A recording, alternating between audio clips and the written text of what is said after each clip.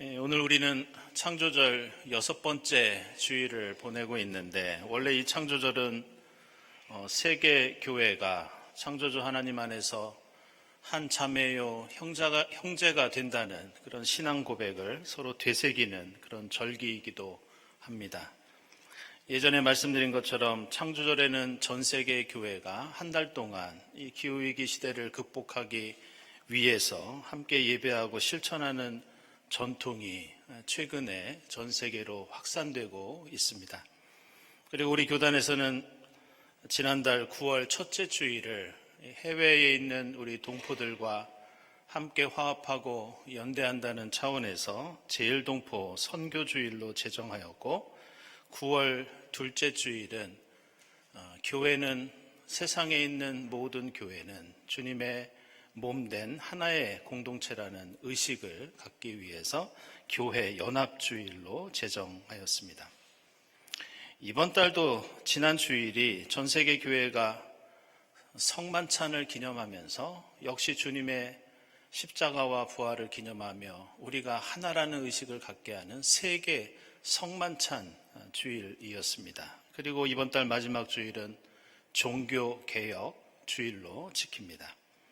특별히 우리 교회는 다음 주일에 교회 화합과 연대를 도모하는 에큐메니칼 운동 전통에 대해서 우리가 여해 포럼을 통해서 함께 생각해 볼 예정입니다. 이처럼 우리가 보내고 있는 이 창조절은 단순히 환경 보호만 하는 그런 절기가 아니라 우리가 창조주 하나님의 품 안에 있는 그리스도인이 어떻게 함께 힘을 모으고 연대해서 하나님께 영광을 돌리고 이 땅의 아름다운 주님 나라를 이루어 갈지 고백하고 실천하는 절기라고 하겠습니다. 그런데 우리가 속해 있는 이 한국 장로교의 현실을 보면 안타깝게도 이 장로교회들은 화합하고 연대하는 모습보다 분열과 갈등과 교만으로 사람들로부터 많은 이 비판을 받고 있는 것이 우리의 안타까운 현실입니다. 이것은 한국 장로교가 가지고 있는 몇 가지 특징 때문에 그렇다고 할 수 있는데, 제가 몇 가지 소개해드리면 이렇습니다. 먼저 이 전 세계 그리스도교 인구 중에서 사실 장로교는 3%에서 5%밖에 되지 않는 소수입니다. 그런데 유독 한국에서만 전체 개신교인 중에서 장로교의 비중이 얼마나 되느냐, 70% 가까이 됩니다. 그래서 장로교회들 중에는 자부심이 너무 강해서 다른 교단을 무시하거나 스스로 교만해서 분열과 갈등을 일으키는 경우가 매우 많았습니다. 게다가 다른 나라의 장로교는 이 교단 숫자가 그렇게 많지 않습니다. 미국 장로교의 경우는 교단 숫자가 한 20개 정도 되고, 장로교가 시작된 스코틀랜드도 한 5개 정도의 교단이 있습니다. 그리고 보통 캐나다나 오스트레일리아 같은 경우에도 2-3개 정도밖에 이 장로교 교단이 되지 않습니다. 그런데 놀랍게도 한국 개신교 장로교의 교단 숫자가 얼마나 되느냐, 얼마나 싸우고 다투고 잘났다고 서로 갈라졌으면 현재 약 300개 정도 됩니다. 그나마 미국이나 캐나다 같은 다른 나라는 교단끼리 서로 합치자는 운동을 펼치면서 연합교단이 형성되어 있습니다. 그러나 우리나라는 사분오열이라는 말이 무색할 정도로 열심히 싸우고 열심히 분열하고 전부 서로 잘났다고 그런 모습을 보이고 있는 것이 현재 한국 장로교회의 현실입니다. 그래서 우리나라 교회의 역사를 보면 내 신념은 옳고 당신은 무조건 틀렸다는 생각 때문에 장로교를 향해서 배타적이고 교만하고 독선적이다, 이런 평가를 내릴 때가 많습니다. 그래서 한국교회를 말할 때 이런 농담을 하기도 합니다. 한국교회에서는 예수와 그리스도가 서로 싸우고 있다. 한국 개신교 교단 이름을 보면 이 진보적인 교단에는 교단 이름 중에 기독교라는 말이 많이 들어가 있습니다. 그래서 우리 교단도 진보적인 특징이 있어서 한국 기독교 장로회. 근데 보수적인 교단은 기독교라는 이름이 아니라 예수교라는 이름을 씁니다. 그래서 대한 예수교 장로회. 그리고 이것은 감리교나 다른 교단도 아주 비슷한 특징을 가지고 있습니다. 그래서 우스갯소리로 한국교회에서는 예수교의 예수와 기독교의 그리스도가 서로 잘났다고 싸우고 있다. 부끄럽지만 이런 농담 아닌 농담을 듣고 있습니다. 오늘 디모데후서 말씀 함께 보시면 하나님 말씀은 한 개인의 사정이나 판단이나 상황에 매여 있지 않다고 고백합니다. 이 말을 하는 이유는 당시 초대교회 안에는 내 말이 옳다고, 내 신앙이 훌륭하다고 싸우는 일들이 있었고, 그 일로 예수 십자가와 부활의 복음이 빛을 잃고 있었습니다.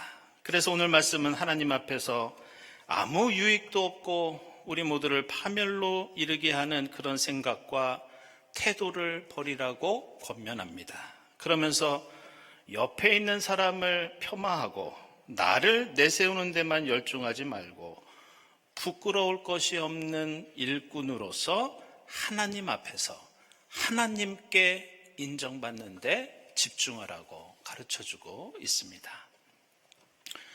우리는 사실 민족으로 볼 때는 아브라함의 후손도 아니고 우리가 유대인도 아닌데 우리는 무엇을 근거로 하나님의 백성이 될 수 있었고 지금 우리는 세계 장로교회의 일원으로 하나님을 믿고 있는가?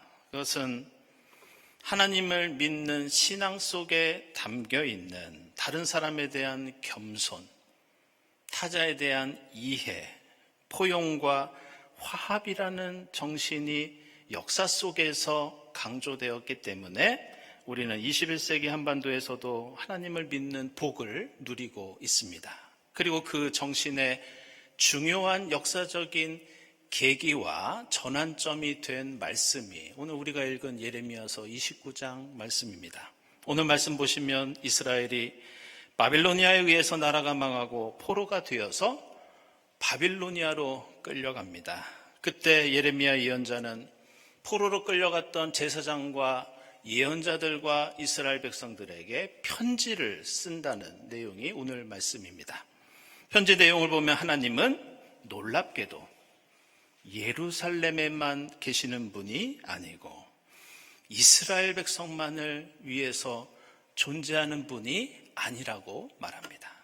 하나님은 당신들이 끌려간 이역만리 바벨론 땅에서도 살아 역사하시고 그곳에 살고 있는 바벨론 사람도 하나님의 백성으로 삼아주신다는 놀라운 말씀을 전하고 있습니다. 그러면서 충격적인 내용이 이어지는데 심지어 이스라엘을 망하게 했던 적국의 느부갓네살 왕조차도 이방인이고 적국의 왕이지만 하나님께서는 그도 하나님의 도구로 사용하실 수 있다 이렇게 말합니다.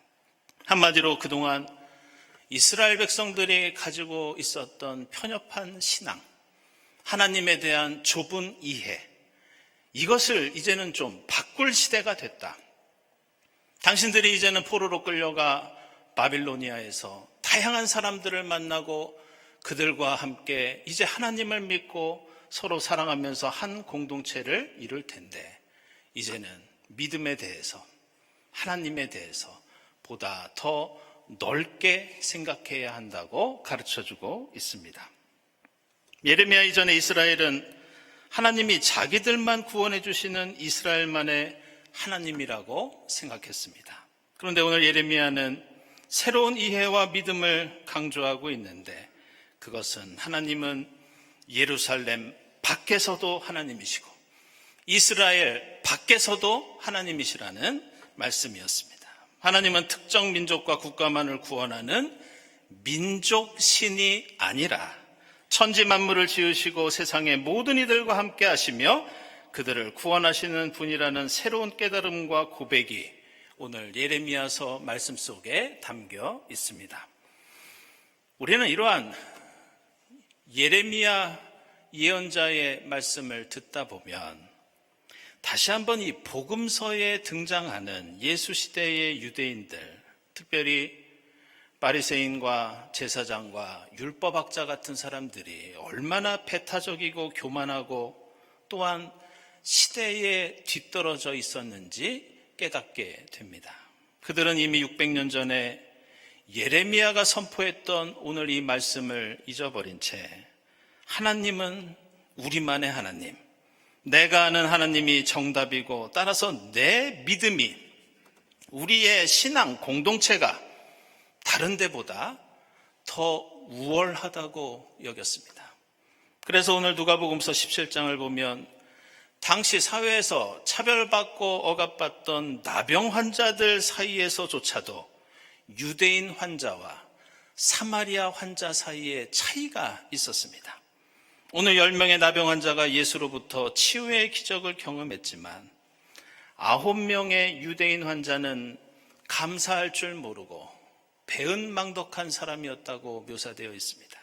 반면에 나병 환자이면서 사마리아인이었던, 어떻게 보면 당시 사회에서 짐승보다 못한 존재로 여겨졌던 이 사마리아인 나병 환자는 예수께 감사하면서 이방인에도 불구하고 하나님의 영광을 드러냈다, 이렇게 말씀합니다. 그러면서 오늘 누가복음서 마지막 절에는 유대인이 평소에 생각했던 하나님 나라에 대해서 예수께서 정면으로 반박하고 반대하고 논쟁하는 그런 말씀이 등장합니다. 그것은 하나님 나라는 유대 땅에만 있다거나 예루살렘에서만 이루어지는 것이 아니다. 하나님 나라는 그런 성격의 것이 아니다.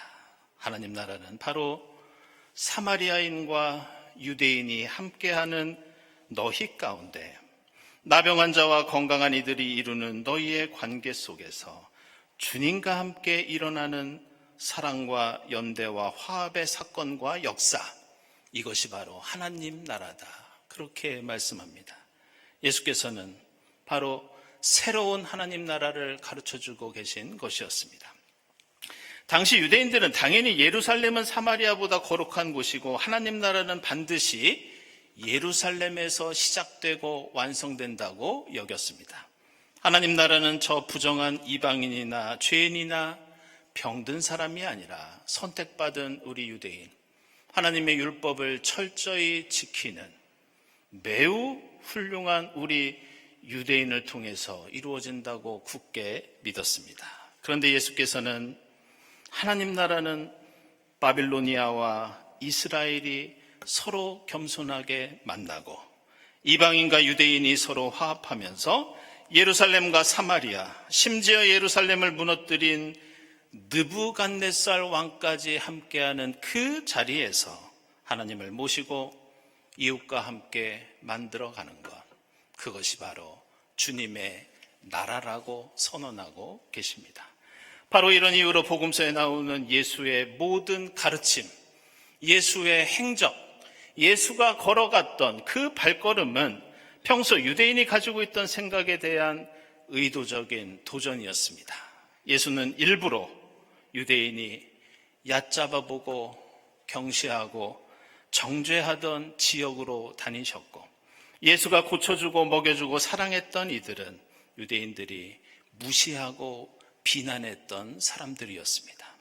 오히려 하나님 나라가 이루어진다고 생각했던 예루살렘은 메시아 예수가 멸시와 조롱과 핍박 가운데 십자가 고난을 당하는 하나님 나라가 아니라 죽음의 공간이었습니다. 그래서 유대인은 예루살렘이 하나님의 집이고 하나님 나라가 그곳에 임한다고 생각했지만 예수는 아니, 나의 하나님 나라 운동은 거기에서 시작되지 않는다. 갈릴리에서 시작하셨고 사마리아와 이방 땅에서 하나님 나라 운동을 펼치셨습니다. 저는 몇 주 전에 광고 드린 대로 우리 교단에 그 총회를 다녀온 적이 있는데, 최근 한국 장로교는 이 교단마다 사실 여러 가지 신학적인 논쟁으로 시끄러운 일들이 많이 일어나고 있습니다. 어느 교단은 뉴스를 들으신 분도 있으시겠지만 21세기에도 여전히 여성에게는 목사 안수를 줄 수 없다고 버티고 있는 교단도 있고, 편법으로 교회를 세습하면서도 그것을 묵인하는 그런 일들도 다반사입니다. 게다가 교회마다 최근에 사이비 종교와 이단 때문에 몸살을 앓고 있고, 이번 총회에서는 우리 교단도 이 신앙의 양심과 이 성소수자 이슈로 많은 논쟁이 있었습니다. 근데 저는 이 교계 상황을 파악해야 하는 일이 있어서 제가 인터넷으로 좀 다른 교단 총회 상황을 좀 보았습니다.